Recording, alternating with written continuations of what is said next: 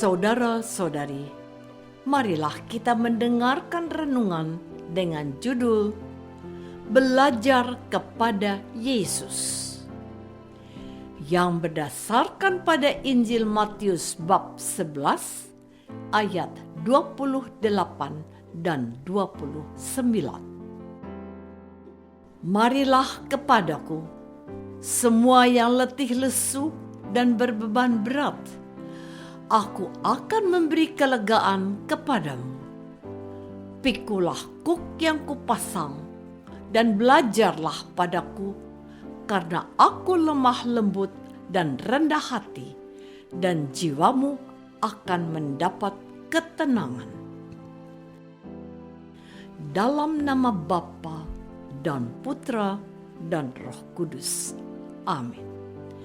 Saudara-saudari terkasih dalam nama Tuhan Yesus Kristus.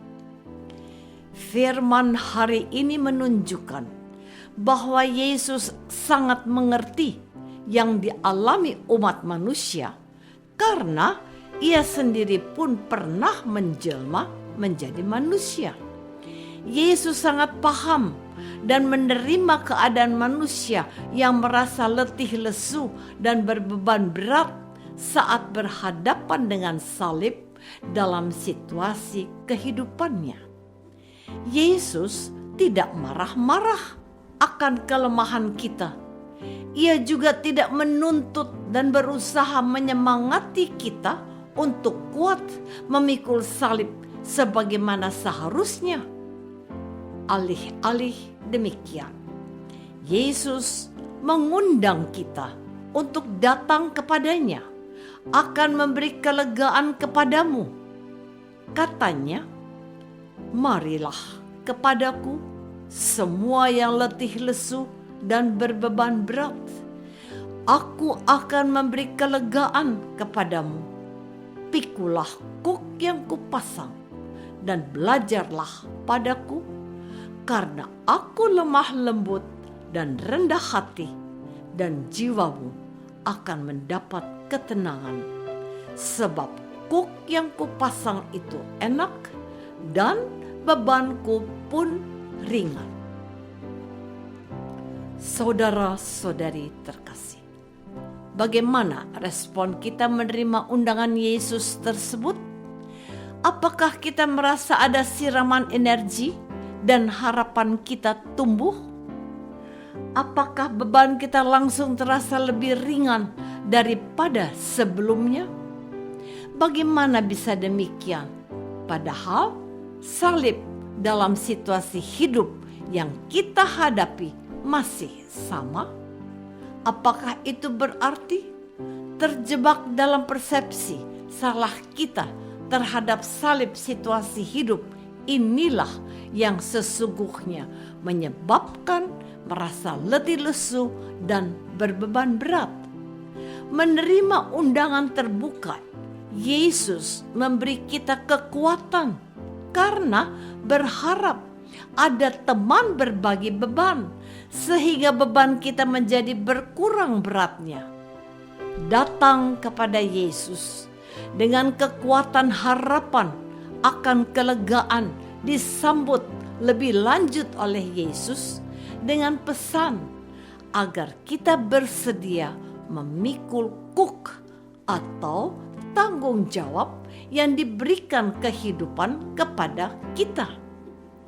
Kesediaan memikul tanggung jawab dapat kita lanjutkan dengan belajar kepada Yesus yang lemah lembut dan rendah hati, sehingga hati kita pun siap sedia menerima konsekuensi apapun dari pilihan hidup. Saudara-saudari terkasih, setiap pekerja memiliki tugas dan tanggung jawab masing-masing. Dalam proses menyelesaikan tugas yang menjadi tanggung jawabnya itu, seringkali kita semua menghadapi rintangan tertentu. Ada kesulitan yang berasal dari luar diri, sehingga menghambat perjalanan kita mencapai tujuan. Saat kita siap sedia menanggung jawab kesulitan tersebut, proses kerja akan tetap bergulir. Namun, manakala kita menolak untuk menjawab tanggungan itu, maka muncul juga kesulitan yang berasal dari dalam diri. Kita menjadi sangat berat rasanya untuk terus bekerja ataupun sekedar untuk menyemangati diri sendiri. Ini berarti penerimaan atau penolakan tanggung jawab merupakan faktor penentu. Dengan bersedia menerima tanggung jawab secara penuh, kita menjadi siap juga menanggung apapun bentuk konsekuensi yang muncul kapanpun juga. Saat ada kesulitan, kita tergerak untuk mencari cara untuk melaluinya. Salah satu cara yang dapat dilakukan adalah fokus melakukan nafas perut secara panjang dan teratur sambil terus mengerjakan tugas dengan hati-hati. Atau kita dapat beristirahat sejenak untuk memulihkan daya kerja.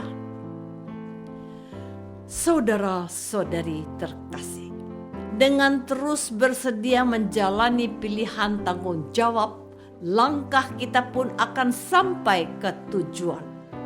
Perasaan lega bahagia menjadi buah ketekunan kita. Beban tanggung jawab kita menjadi terasa lebih mudah karena kita punya pengalaman memuaskan dalam menyelesaikannya. Demikian jugalah kiranya ilustrasi skenario yang kita lakoni sepanjang kehidupan. Setiap orang pasti punya kesulitannya sendiri-sendiri. Sikap menerima kesulitan dan terus menekuni jalan salib akan menghantarkan kita sampai ujung, dan kita pun mengalami kebangkitan dan keselamatan sejati. Bukan berarti kita tidak akan menemui kesulitan lagi. Yesus pun jatuh sampai 3 kali selama perjalanan memanggul salib. Bahkan sampai akhir pun mati menderita di kayu salib. Namun penderitaan tetap tidak berhasil menundukkan Yesus untuk mengikuti perintah melarikan diri dari penderitaan.